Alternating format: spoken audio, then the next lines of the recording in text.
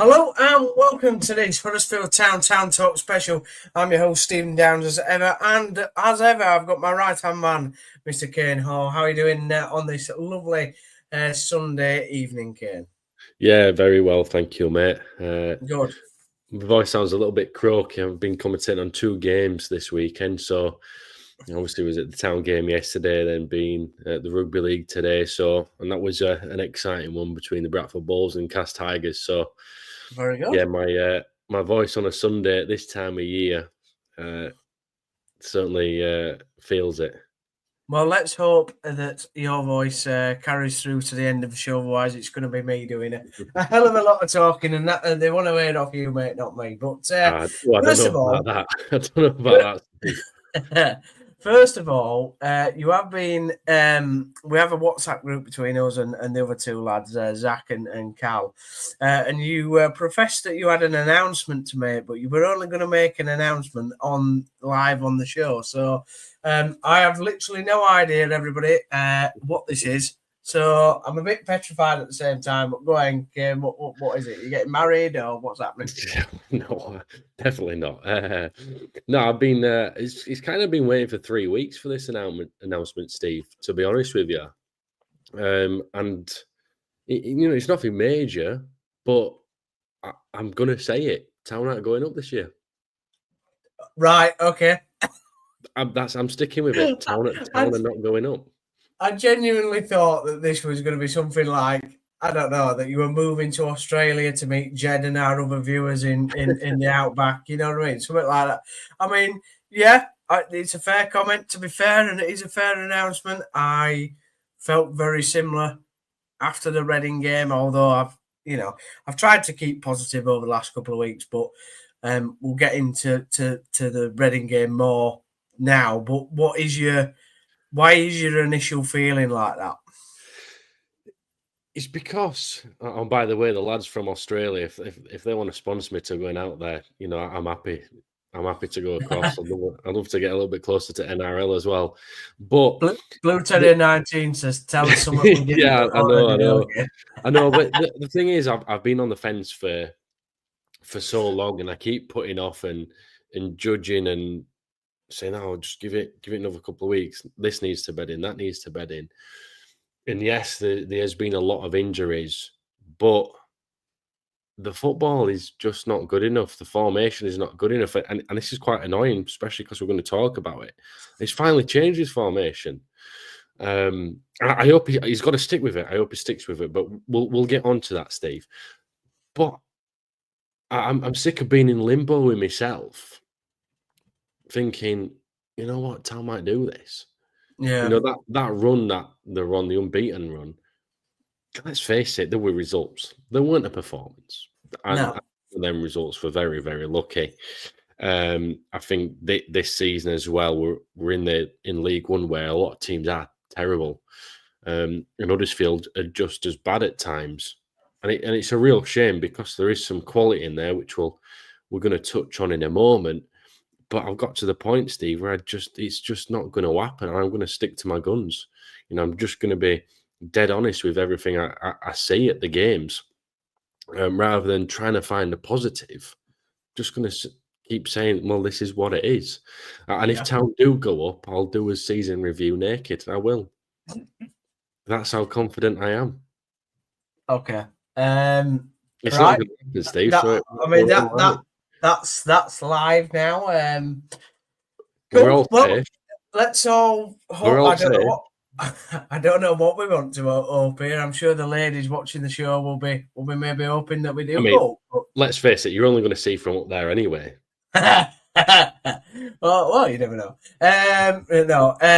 Obviously, like I said, we're going to get more into the Reading game now. If you do have comments, please do get involved in the show, just like Blue Terrier 19. Please like and share the video and subscribe. Always appreciated. But yeah, he made 5 changes, Kaine, to the match day squad. Obviously, some are enforced, as we well know, because of all the injuries.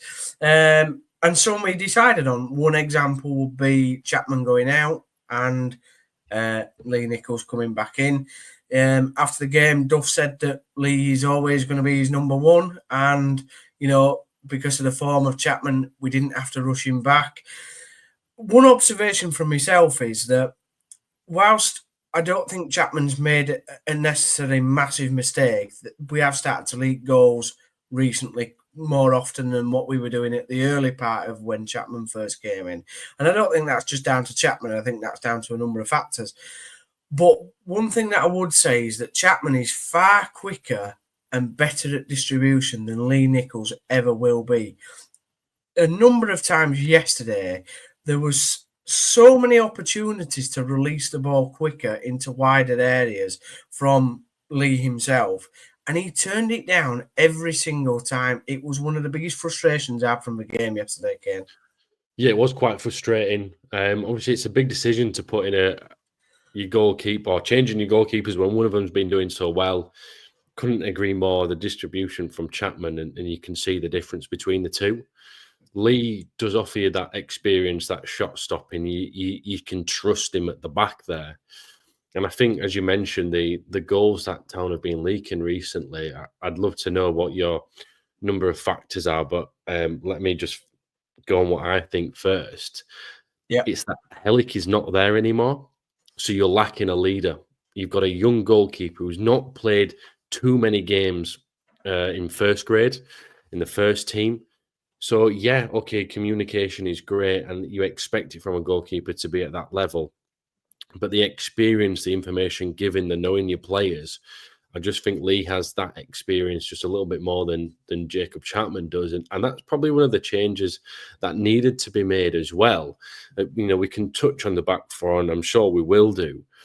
But, I do feel for Jacob, he's not exactly done anything wrong to warrant losing his place. As you mentioned, distribution is fantastic for someone at this level. But Lee just offers so much more experience. And, I've seen it over the last couple of months. Oh, get rid of Lee Nichols. What has he done for the club? Lad's been injured. It was brought in and was the best goalkeeper in the championship, was brought in as a free. Yeah, from MK Dons. Goalkeeper in championship. Still wasn't bad last year. He just had, the system, the results were, system and tactics, in front of him weren't great. And he kept Town in a lot of games, made some brilliant saves. And for calling him to be gone, I'm just really surprised at that, because he's still a fantastic goalkeeper no matter what.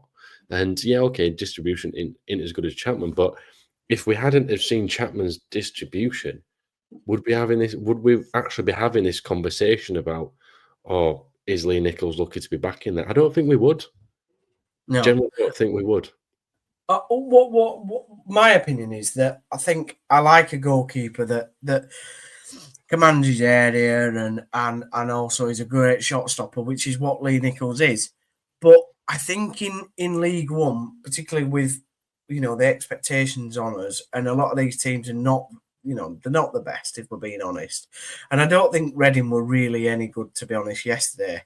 And I think we need to have a goalkeeper that is quite inventive with getting the ball up the field quicker.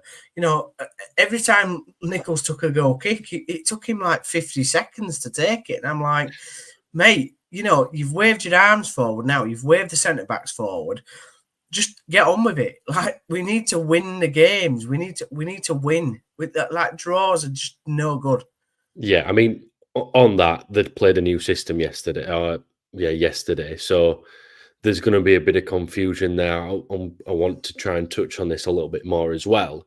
But also, Steve, your quick throws, your quick kicks, who are you aiming for? Because they don't have the pace.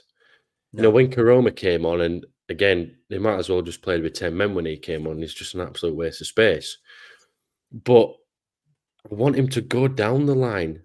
So if you're getting Lee Nichols to find him ball down channel left side, for some reason he doesn't have the confidence, don't Karoma, to go and chase it on. No. You've got Marshall on the other side. He's not a winger, in my opinion. He's much better through the middle. And if you want Marshall out there, well, Wiles hasn't got the speed to be doing that. Charles was having a wrestling match with the two centre-halves most of the game, and I thought he got the better of him for quite a fair bit. But he's not winning everything up there. So again, I understand your inventiveness and you wanting to see something different, but you narrow yourself down again, because if you want to throw that ball to that left hand side of the field, you're throwing for Spencer, who is not a left footer. No. Naturally, you need to open your body up for that ball coming into you. It's completely different with trying to receive it on your weaker foot. Don't get me wrong, I'm sure he's working on it as much as he can, but he's a right-footed player, and you lose that balance having a right footer at left back.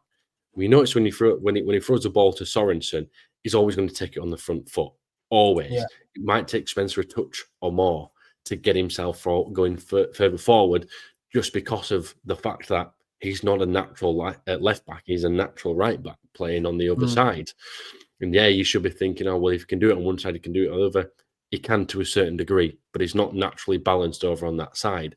So I get the frustration with Lee Nichols and him maybe not giving it as quickly. But one, who are you aiming for? And two, they played a brand new system yesterday, which they're not used to yet. So there was a lot of frustration, and that goes further forward into the team as well.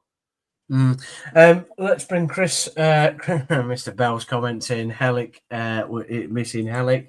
But Blue Terrier 19, he says, or she says, sorry, Hellick is a big loss, but I don't think him being not being there is the reason we have been so poor lately. I mean, we're going to touch on the transfer window later, but we might as well bring it up now. You know, he went to a back four yesterday with Spencer and Sorensen being the natural fullbacks in this system, and Lees and Bolker being the centre-backs. Bolker got through another 90 minutes. First time I think he's played 3 90 minutes in a row for Town, I think. Might be wrong there. Probably, mate, yeah. But, you know, yes, Hellick is my stance is right, and I've had lots of people, well, not lots of people, but I've had the lads on the Monday show taking the absolute mick. And to be fair, Callum came on the transfer show, and he has the opposite view to me as well. I think that yes, Hellick is a loss. I will always say that, but I don't think he's so integral to the team that he's going, one player and him alone is going to decide whether we go up or we stay down. Because I still don't think there's quality enough in the rest of the team to get us up. So, yes, we've sold probably his best centre-back, but he was going to leave in the summer anyway, next summer, for free. And we've got some money for him, which should either help. It's already helped pay Dion Charles's fee off, which I think we all agree that was one of the areas that we needed to, or the main area we needed to strengthen in January. And we'll use some of the money probably for strengthening in the summer in that defensive area anyway, whether we go up or we don't. So yeah, he's integral to the team, but I still think there's enough there with Bolker if he stays fit, Tom Lees, you know, obviously Matty Pearson's out now, which is another massive blow. So, look, you know, what's your thoughts, Kaine, on that? Look, don't get me wrong. I think the decision to let Hellick go has been a fair one, a good one financially as well for the club in terms of business-wise. Get some money for him while he can. But yeah, he is the biggest, or was the biggest asset in terms of the defensive side of things for Huddersfield Town. You know, Blue Terrier saying he's a big loss. Don't think is the reason why they're being so poor lately. No, because they were poor when he was there anyway. Yeah. But you lack at one someone who can put his head on ball in the box, a goal scorer. Defensively, is solid in the air. But he's a leader. He's been there. He's done it. He's played internationally for Poland. He's been in the Championship. You know, he's been in League One. He offered so much more than just being tall. And that's why I do think he is a miss. But don't get me wrong, Town were poor with him there. But he offers you an extra 10% of what you normally get. And it sometimes it comes down to small margins. You talk about 1%ers in any kind of game, whether it be from darts, balls, rugby league, football. 1%ers are massive, and Helicopter 10% on top of everything else for me. And you can see, or you could see, the clear difference of Hellick not being there even if it was a back three or a back two, back three, back four, sorry. I'm talking about the two centre halves, obviously. Yeah. Difference of him not being there, there's a lot of panic. There is a lot of panic because they're looking at each other going, well, who's our leader now? Who's the one back here? So that, again, that's why I think the change for Nichols to come in, because they lack that bit of a leadership back there, someone to take it forward. Now, should they do that when they've got Lees and Mike Pearson there? Absolutely not. That should not be the case. There's too much experience there.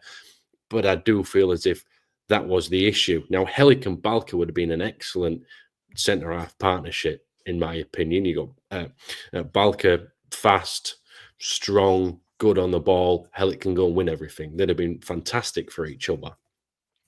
I don't know what's wrong with Pearson. Hopefully, Steve, you can tell me a little bit more about that. Lee's obviously broke her nose, looked like Batman at the weekend. And he's not as fast as he used to be, and divers on the ball quite a fair bit. But I was happy to see a back four.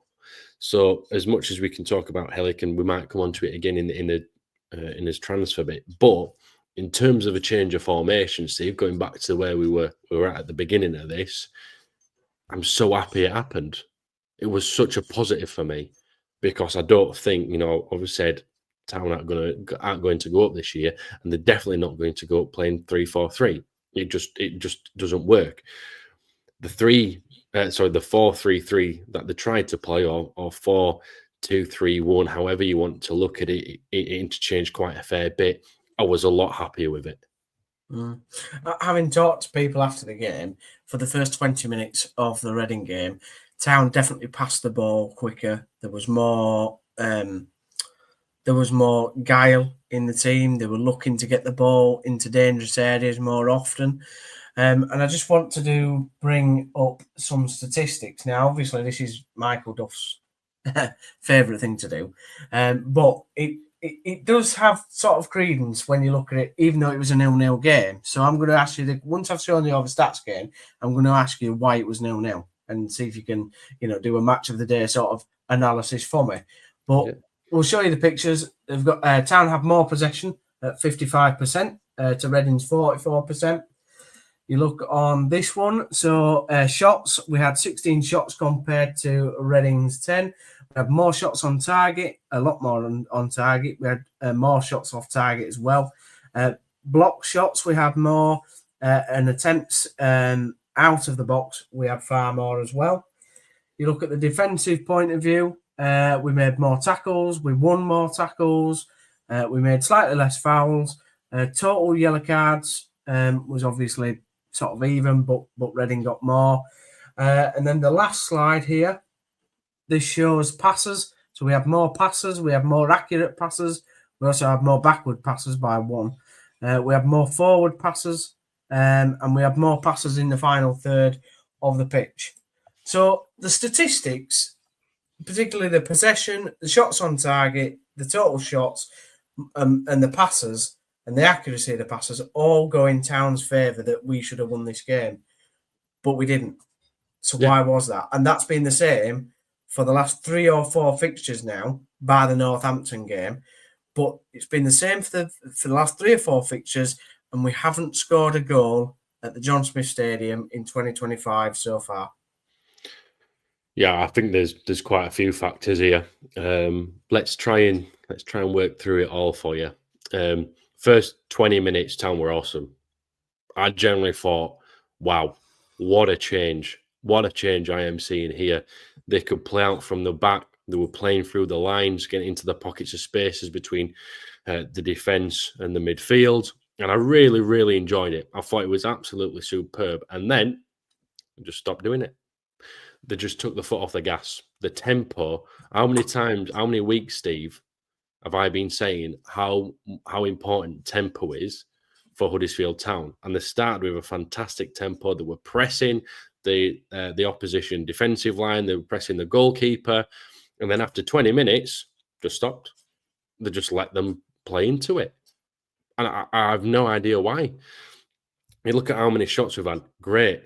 Fantastic. 5 on target. How many of them 5 on target worked the goalkeeper?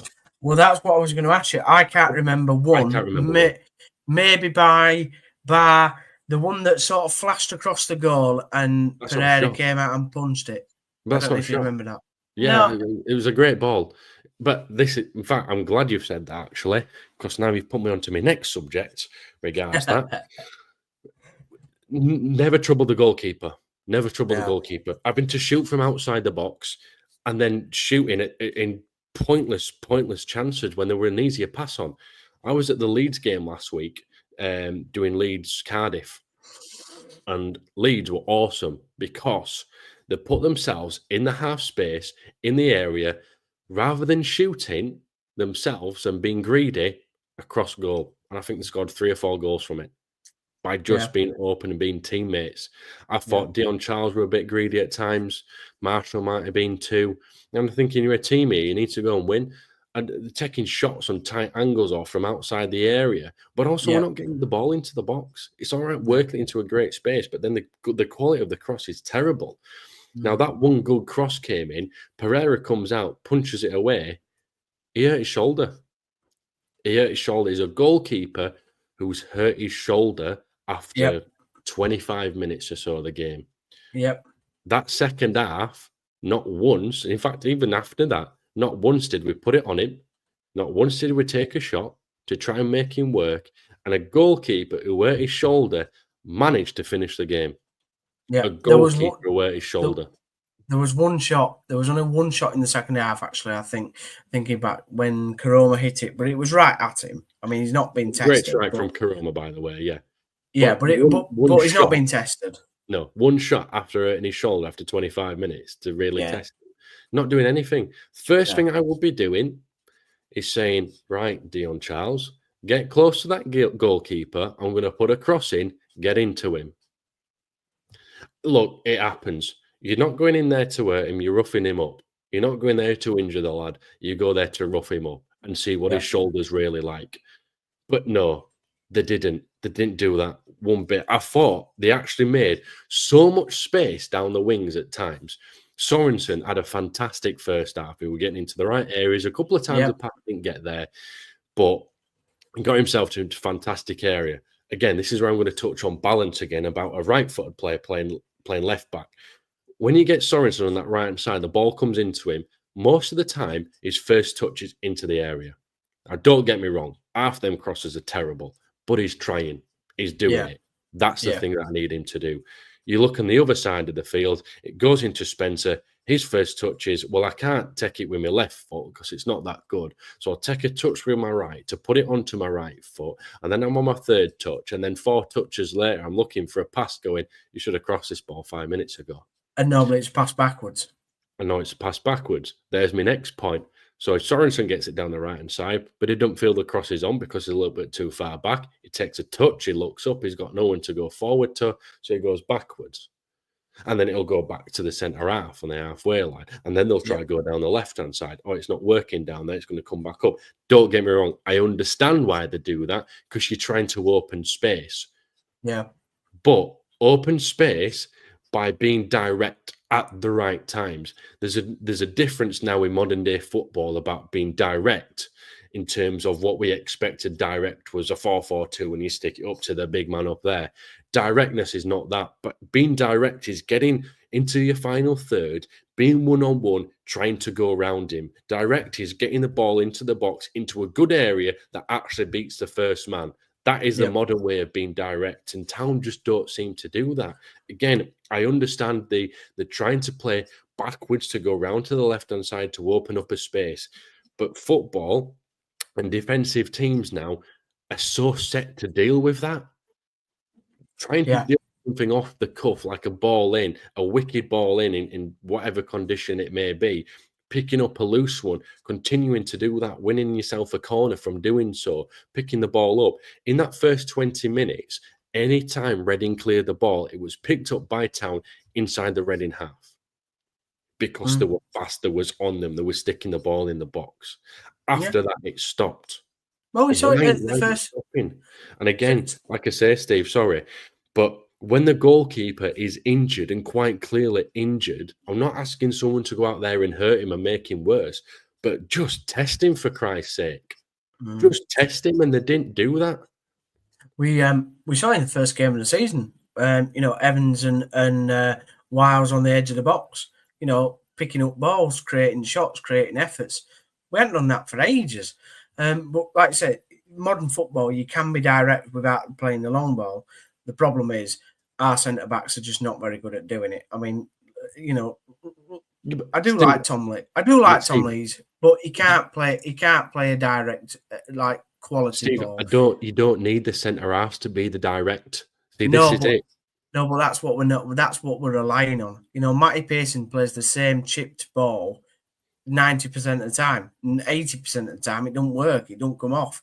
Yes, in a 3-4-3 it does. Yeah, but in a 3-4-3. But now let's look at the Reading game. But we're too slow. The other thing is we're too slow moving the ball. The tempo was lost. So when we're saying about creating those gaps, the gaps are not being created because we're too slow at playing the ball. Yeah, 100%. But like I said, the first 20 minutes was unreal. It was unbelievable. Oh, it was good. Yeah. But then it slows down, and I thought in the first 20 minutes as well. I've never seen as many Town players getting further forward. There are 4 or 5 players getting towards the box, and that's why Town looks so good. And then they just stopped. Why they stopped? I would have rather played just the one sitting midfielder, but I suppose this is a start better than the 3-4-3. I did think Hoggy had a decent game, to be fair. Well, and he's personally, I thought he did. Hogg had a great first 20-25 minutes, and then he was just getting angry at everybody and needed to focus on his own game. We're getting angry, we're fuming with everybody.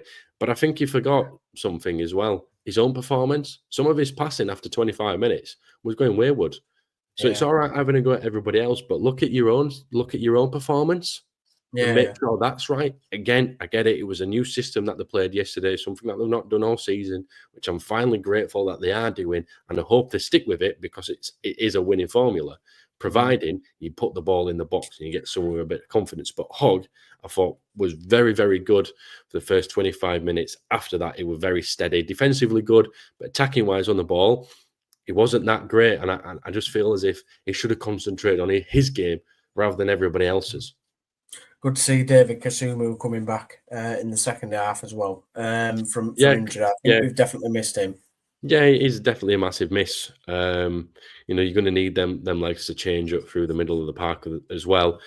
What happened with Pearson? Do you know? Yeah, so after the game, Paul Ogden from Radio Leeds asked Michael Duff about Matty Pearson or the injuries, the state of the injuries.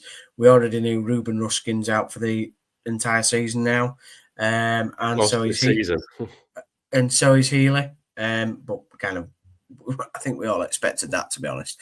But Matty Pearson's got a calf injury, so they're expecting him to be out for, I think, something like eight weeks now, maybe. Something like that. So, I mean, it just, when it rains, it always pours, doesn't it, when it comes to Town and injuries? I mean, again, I also think the formation that Town were playing in has a big effect on players' bodies and injuries. I just thought they were too spread out, especially with the attackers were getting made to do a lot of work. Your wing backs, your midfield as well. There's a lot of work that they have to do, and I do hope that this change of formation will change that as well, because you're covering the areas of the pitch all over with each other. And I really do hope that is a change. I know they're trying to make changes to the medical team as well, but again, I do think Michael Duff's formation has had its part to play in it.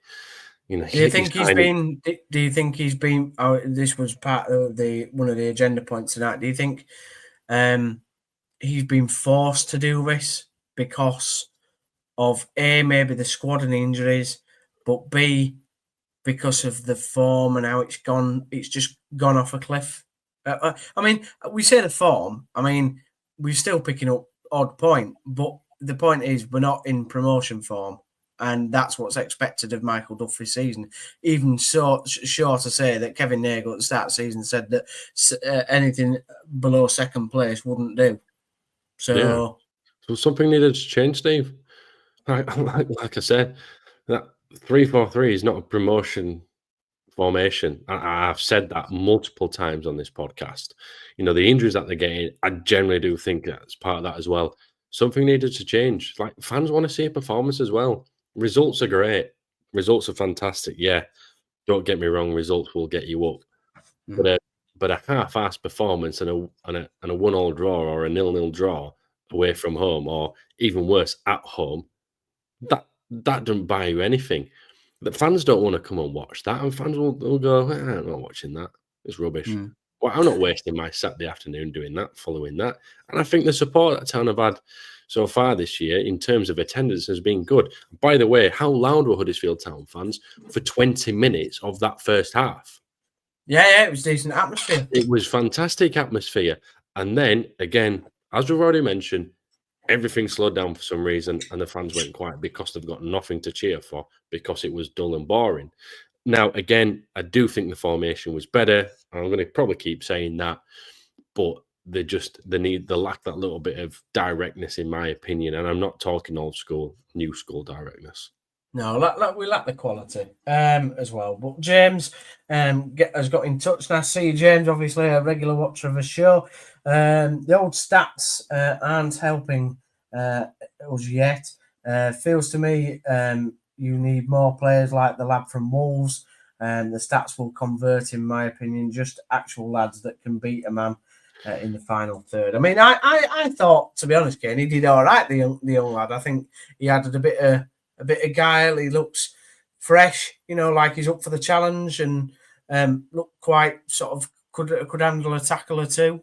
So it looks all right. Yeah, it looks lively. Just looking forward to see him getting injured in 2 games' time and be out for 8 weeks. So, we've got to make the most of him for the next 2 games, and I hope he does all right. But yeah, look, he does add something. But if you change your formation at the end of the transfer window, you've had opportunities to get players in, and you haven't, and you're stuck with Karoma coming on. And he just did not look interested. He didn't anticipate anything. He didn't want to win a header. He didn't want to make a challenge. And again, he's someone who you expect to go and beat a man, like James has just said. You want him to go and beat a man, but instead he'll try and beat a man, fake it onto his left foot, put it onto his right, and kick it straight into the person in front of him. And we'll go again as soon as he gets it. It's like, it's just, what is the point in him? Ben Wiles playing further forward, out wider. He's not a winger. Marshall's not a winger. No, it's great. I'm so glad that they've changed formation, and I really hope that he does stick to it.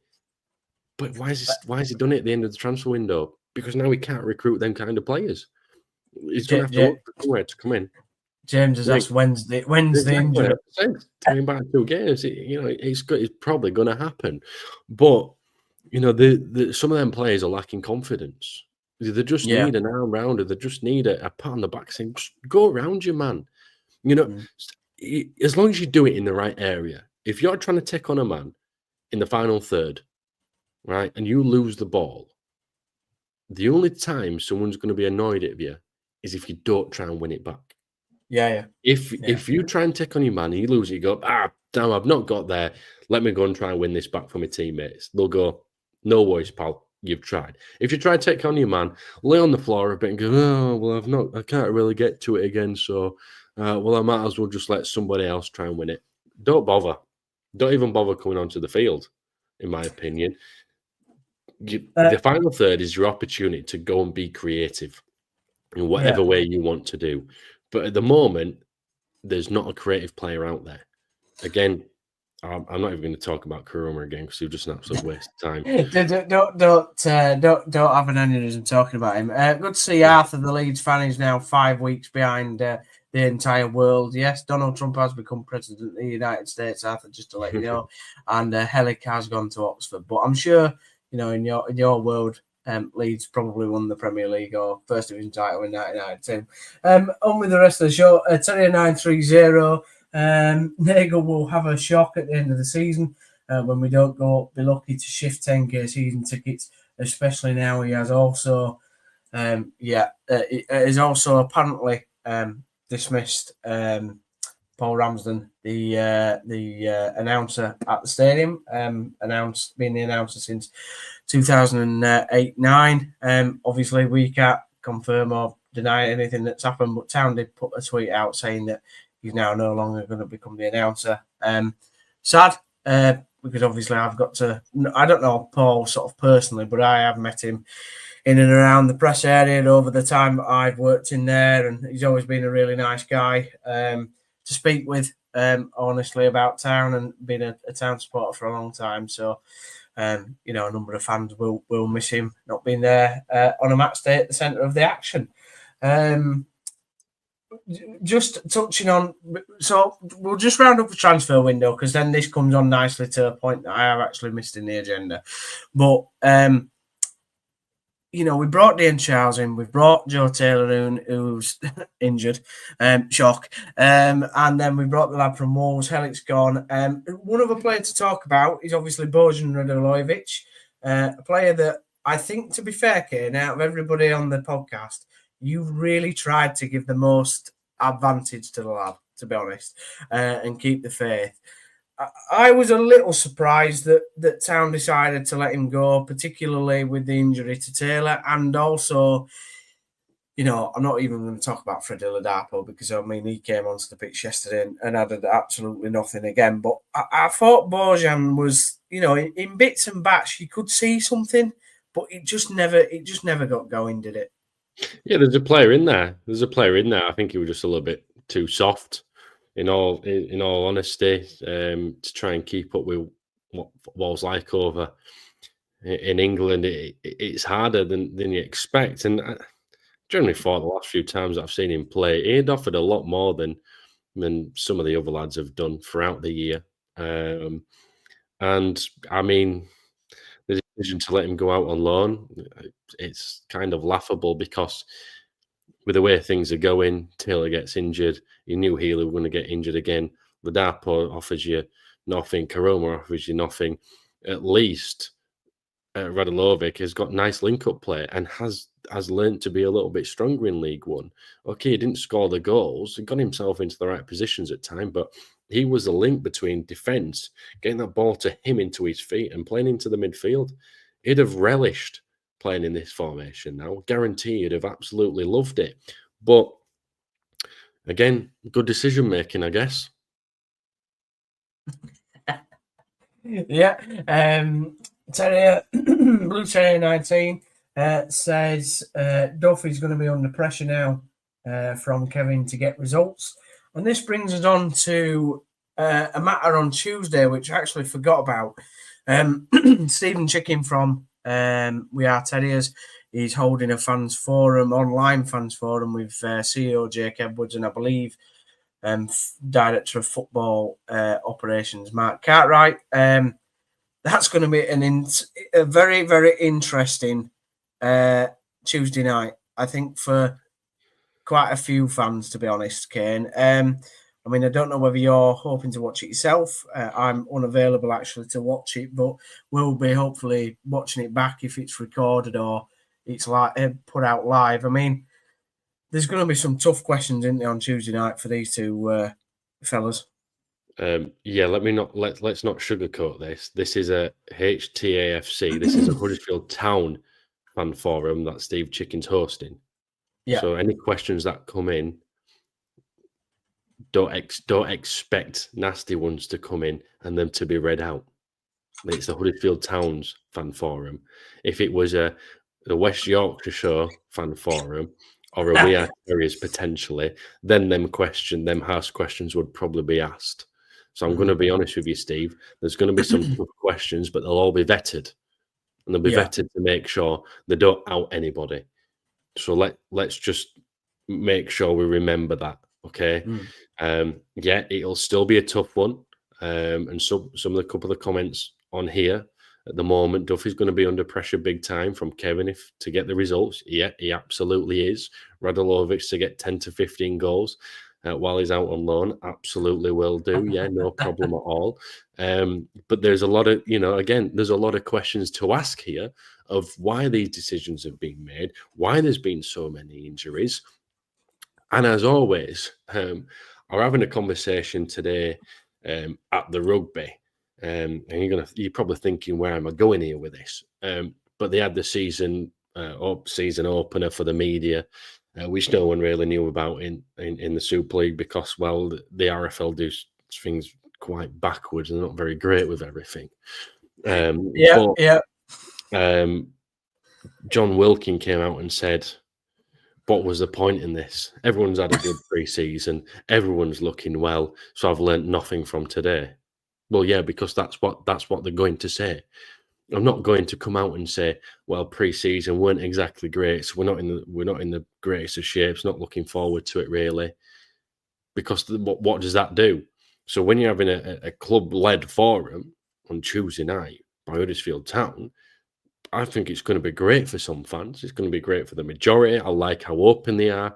I think Mr. Nagel does superbly by trying to be open, as honest as he can do as possible on X. I think I generally love that from the chairman. It's brilliant. It's great to see. It's something so different.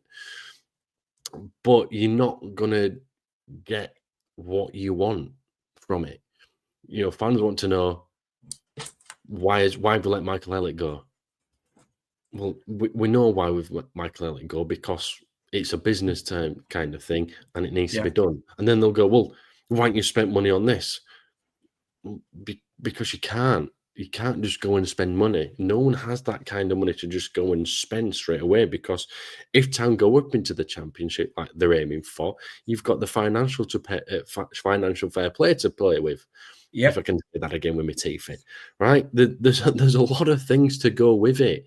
You know, there's a lot of unhappy people who are wanting to get an answer who aren't going to get it. They want the club to come around and go, yeah, we didn't do that right, we're rubbish. That's what some people will want them to say. And then when they do say it, they'll go, whoa, what's the point in there? No, because now they're saying the club's rubbish and we've been saying the club's rubbish. That is literally what they want. Some people just want to complain about something. All right. But you're not going to get that. You're going to get smart answers from leaders of the club with vetted questions that have already come in. If you could ask one question, what would it be? Oh, you put me on the spot there, aren't you? Well, you're a consummate professional. Think on your feet. I would be asking probably quite a long question, to be honest with you, Steve, and it'd probably go to the whole club. And it'd be, who makes the decision on how the club plays and why have they gone with that kind of system? Yeah. And ultimately, probably what they would say is it's the manager. But if you allow your manager to do that, you open up so many different risks. Because if he's poor, let's say Darren Moore. Darren Moore comes in. Don't pick on Darren. Darren Moore comes in and goes, oh, I'm just going to keep playing the same way as Neil Warnock did and hope for the best. So we won't change the way we play. We won't change his formation. We're just going to get worse. Right. Okay. Brilliant. Breikenriker comes in, changes a little bit. Still not getting the results. So you're now allowing a manager to come and take charge of the way your shape is, or how you play, or what your identity is. I don't know what the identity of Huddersfield Town is at the moment, by the way. That's something I do like to have, and you've got to have your core factors of how you play. I don't know what any of them are. I can't really tell, which is a real shame.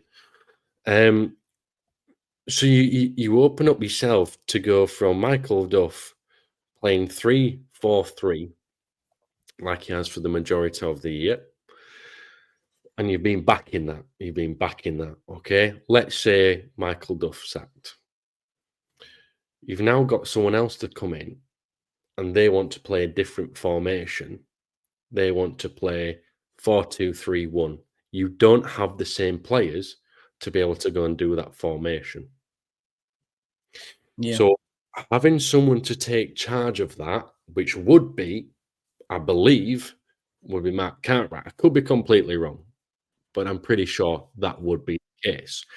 He would be the man to say, right, you can play whatever formation you want, as long as it kind of suits this system, this identity, and these core values. You can tailor make it to whatever you want as long as it suits that. We are going to be getting players who play this position, this position, this position. Now go make of it what you want. And that always makes sure you can go and get what you need at the right time. So playing Josh Karoma as a left wing back for a part of the season makes no sense to me because he's a left winger. Playing Roma as a central striker for part of the season makes no sense to me. So either get rid of him or utilize him properly. Yeah. Now, don't get me wrong, yesterday was utilized properly and was poor. But he's probably lost all his confidence because he's had to play central striker and left wing back. You've had 4 centre halves, 5 centre halves on the box at one point because you're playing 3 at the back. Some would argue that's too many if you're playing with four defenders. You probably only need 4, maybe 3. But they've had too many. And you can probably actually count that up to 6 because they're playing Brodie Spencer there. And he's so in and out of it. Again, you've just given Brodie Spencer a new contract. And he was the best right back at the club last year after coming in on loan. And then you've gone and brought a right wing back. So where does that leave Brodie Spencer, who's just signed a new contract and is a fantastic right back, playing out of position all the time? Yeah. So that for me is quite a big thing. You know, I've looked at this and when I've been involved at football clubs myself, coaching, playing, you've got to have some kind of identity to go for and a way of playing, and you bring the players in that can do that job. Not ones that are so versatile, they're here, there, and everywhere. Which, don't get me wrong, having a versatile player is good. Look, Brodie Spencer can be versatile, but his best position is right back. So for me, you've got to have somebody to make that decision at the top and go, this is the kind of fit. This is the kind of thing that we're looking for. So make it work with this. A head coach, that's why a head coach is a head coach and not a manager. That's why things are taking such a different turn in football. You've got the head of football, your sporting directors, whatever you want to call it. They're the ones who are supposed to come up with these kind of systems, these identity, core values, and the head coach will play in and around that. Give them. I hate that. I hate that because a lot of the time these sporting directors have never even played the game. Like, genuinely, to me, the manager has to be, if he's the accountable one, because a lot of the times, you know, many people, like we've got here, Teddy930 says that Cartwright needs to be the first out of the door at the end of the season. You know, a lot of people now are looking at these positions and going, you've never played the sport, or, you know, if you have, it's not been at the highest of levels. And, you know, why are you dictating to a manager who has maybe played the game and knows what to do? You know, why are you dictating that system to them? And I think that is a big problem in football because of the amount of money that's in play now. And to me, that's where it jars. I mean, just obviously another player that I think we haven't really mentioned a lot this season, but obviously Josh Ruffles, he counts within the back line. There was talk about him going out in January. It hasn't. I think the thing to look at is as well is a lot of these players, Kaine, and this should be my question. You're totally right. That will be a fascinating question to be asked. I don't necessarily think it will be answered because, like I said, probably it wouldn't get through a vetting process, but it would be a fascinating question to ask. I think my question would be, with regards to the squad, we've obviously slimmed it down or trying to slim it down from this 40 plus odd player pool that we've got because of the B team process. But next summer, whether we go up or we stay down, next summer, to me, because of the amount of people out of contract, has to be the biggest change in this squad that there's been for at least 5 years. I don't think we can go into another season with 85% of this squad. I think players like Ben Wiles, Herbie Kaine, David Kasumu, people like that have maybe only been here 1 or 2 years, that's fine. But I think then you're looking at people like Matty Pearson, Helix Gone, Lee Nichols, Tom Lees, Josh Ruffles, Ollie Turton, and then you've got your other lads like Danny Ward at the top. They need to go. They've been here too long. They've been here too long, and they've taken up a wage where, yes, the quality in moments, but I think for themselves as players, I think it's time for a change. And I think as us as a club, Duff, I wouldn't sack Duff. I know people are saying that he needs to go. I think you need to. It's about time that we start believing in a manager. All right, I know that you've got problems with the formation, but he needs a clean squad to work with rather than trying to cobble together 90% of what's happened in the last 4 seasons for me. Two parts to this, Steve. Okay, so first of all, I want to go back to your comments in terms of having a sporting director, etc., who might not have played up there, right? But by leaving that to somebody else, by doing, sorry, someone trying to call me. It's coming up on here. Maybe it's we're doing a podcast. maybe it's Kevin. Maybe he wants you to take over. I don't know. Well, I will do. But look, by not letting your manager, right, be involved with all that kind of the transfers, etc., it lets them focus on the football. Modern day football, just let the manager focus on the football. Which is what happened when Wagner were manager. Webber did the transfers and Wagner coached the team, but Wagner also decided the style that we were going to play in, which is fine. Yeah. But I think the club was happy with that style as well because it was a good style and they could see it, and look, managers always have a say in a transfer.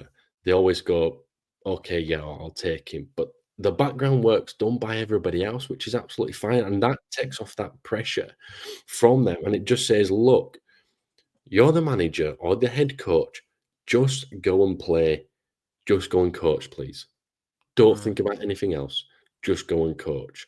Because to talk about all the stress, and I think Michael Duff is very stressed at the moment, by the way. I think he looks very stressed. Yeah. And it takes all that weight off the shoulders. Now, what you were saying afterwards, I get your point. But since COVID, football's become a little bit tighter with money. There's a lot of players out there without contracts who reckon they're good enough. Great example is Brandon Williams, who was at Manchester United on, let's say, 40 grand a week. Fantastic left back coming through, but he reckons is Billy Big and wants that kind of contract again somewhere. He's not going to get it. And football clubs are a little bit tighter to that. So you're a lot. These contracts that players have got, it's a lot harder to get out of, and you don't want to be paying them out of contract. But there has to be a big change. You're right. There has to be a big change. But we're saying that for how long? Been saying that for how long? But there's a natural cycle now where the contracts are coming to an end. Yeah. So don't renew them. Just don't do it. Just bite the bullet, get rid of them, and hope that you've got a good enough team then, whoever's under Mark Cartwright, to get better players through the door. And that's it. And it's tough, though, because you don't want to leave yourself short and having to get someone who's not very good in. But you have to be 3 steps ahead of everything. At the moment, I feel as if Town have just been 1 step behind, but you have to be 3 steps ahead of everything. You've got to know your player that's coming in next season. You've got to have an idea of a couple of players that you want to bring in the season after, or 3 or 4 players the season after that, because you're trying to get and gel a good team together who seem to have it all cracked. There's a great comment coming up from Christopher. Just pop that on the screen for me, Steve, because I'm going to touch on this as well. But there's a lot of players in there who are just a waste of a wage. Look, Danny Ward had 2 moments for me this year. I thought, oh yeah, he'd done well. Rest of it, what a waste of time. Out for the rest of the season. That's his career at this level done. Yeah.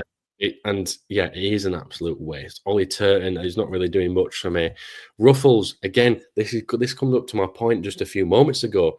Ruffles is a very steady left back for League One. Very steady left back. But yet someone comes in and changes the way they play, so he doesn't fit into a back 3, and he doesn't fit onto the left fullback, left wing. So again, you're now wasting money on a left back who can't play the system that you're in. And Christopher says, called me old-fashioned, but management and his coaching staff need to have a large say in recruitment. Personal working relationships are massive at this level. They are, but also, Chris, no one has any loyalty. No one has any loyalty. They do not care who they are playing for. As long as they've got a bit of money in their back pocket and are playing full-time football and are happy with what they're doing and it looks after their family. It genuinely is, right? Managers cannot spend time looking at other footballers, seeing how they do when they need to focus on themselves. I actually quite like the fact that it's given to somebody else. I think a manager can go, I want this type of player, go and find me it. I don't want my manager to go, oh, well, I'm going to go, I need to go and find this player. I need to go and do this. I need to do that. Because right now, Michael Duff has a job on his hands to try and get Huddersfield Town promoted. And at the moment, it's going okay. It's not going well. It's not going good. It's going okay. So do I want him focusing on what he wants to bring in next summer? No. I want him to go, I want this player. I want that player. I want this player who do this, this, and that. So go and find it. Go and find it. Make sure they're the right type of player and bring them in. Bring them in for me. Then show me who you've got, and I'll go, yes, no, no, no, yes. I mean, the young lad. Sorry to cut you off, but the young lad is a good example. But we've just brought him from Wolves. You know, nobody was saying that we wanted a centre attacking midfielder or somebody that could float across the front three. That wasn't what people were after at the end of January. What people wanted were a Hellick replacement. Obviously, you're not going to find the quality of Hellick's replacement within the last few days of the window, but people still wanted maybe a Premier League loan centre back, something like that, not the centre attacking midfield or floaty across the front three. It just shows that there really wasn't a plan. It looks panicked to me. It looks panicked to me because obviously the change of formation, he's come in and played left wing, and I'm going, but why are we getting an attacker when we don't kind of play that formation where you need it? So it's a little bit late. Again, this is where I come to the point where having a sporting director or a head of football who goes and has the kind of formation or shape in his head that he wants the manager to try and play, which they can do what they want with it, as long as it's in that kind of style, your core values. I've already said this, right? And then if you get someone injured, you can go, right, fine, we'll go replace them. I'm not going, everyone thinking, well, Hellick's gone. We've got loads of injuries in midfield.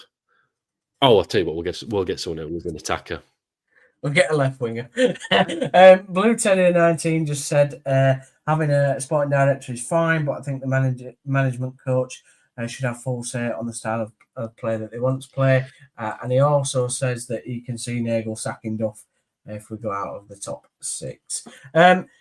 Because time's getting on, Kaine, I'll just ask you and go forward to the Barnsley game, which is obviously the next game. It's at Oakwell. It's on next Saturday. They are currently chasing the playoff spots as well, although they are very patchy in form, to be honest, the Barnsley. We played them twice this season, once in the Fisherman Friends, whatever you call it, Cup, and at home in the league. Both times we dominated play. I thought we beat them quite comfortably, if I'm honest. Might be a different fixture this time around at Oakwell. And normally, to be honest, when we do go to Oakwell, it is a tough fixture. In fact, the only happy time that I can remember in the last 10 years is when Simon Church popped up and put it in from about 2 yards out. And Simon Church was about as useful as Freddie Ladapo, one of the worst strikers I've seen at Town. So there we are. Yeah, I mean, look, both clubs are not doing very well, are they, at the moment? Both doing in terrible form.